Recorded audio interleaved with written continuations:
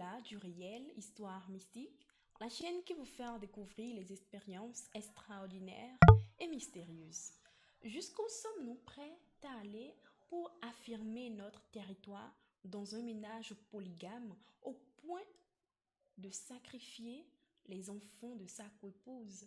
Cette histoire est à la fois triste et choquante. Bien avant de l'écouter, si vous êtes nouveau ici, je vous invite à vous abonner, à commenter, à liker, à partager et à activer la cloche de notification pour ne manquer aucune de nos histoires.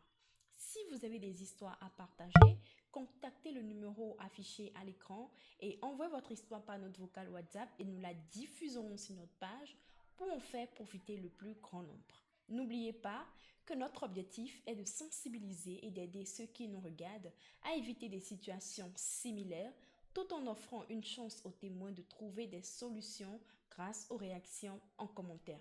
Tous les jours à partir de 11 heures, retrouvez-nous sur notre page YouTube Au-delà du réel pour de nouvelles histoires. Alors, soyons attentifs pour écouter cette histoire. Bonjour à toute la communauté au-delà du réel. Aujourd'hui, je suis là pour vous raconter l'histoire de la mère de ma meilleure amie. Pour que vous puissiez mieux la comprendre, je vais me l'approprier. Mon nom c'est Asma, j'ai 36 ans. Je suis mère de deux magnifiques jeunes filles et je suis la première épouse dans un foyer polygame. Comme mon prénom l'indique si bien, je suis musulmane. Et pour tout musulman qui se respecte, aller à la Mecque au moins une fois dans sa vie est un devoir. C'est ainsi que l'année dernière, j'ai décidé d'aller à la Mecque pour le pèlerinage. Arrivé sur les lieux, je me rapprochais du lieu où je devrais voir la Kaaba. Mais grande fut ma surprise de voir que tout le monde voyait la Kaaba sauf moi.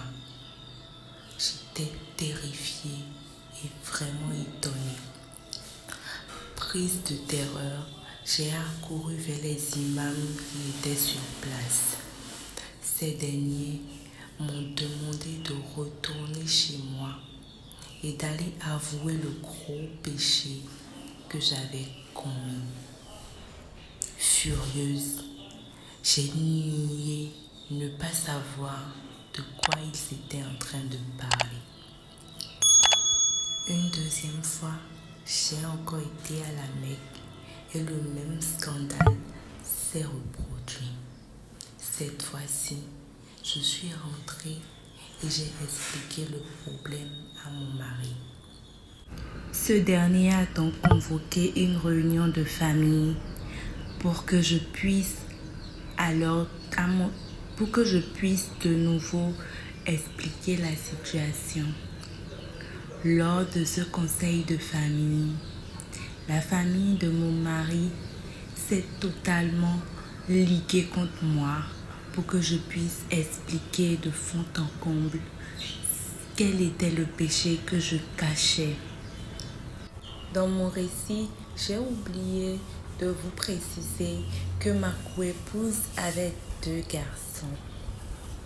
Ainsi, ce jour-là, face à l'insistance de ma belle famille et de ma propre famille, j'ai dû révéler mon terrible secret.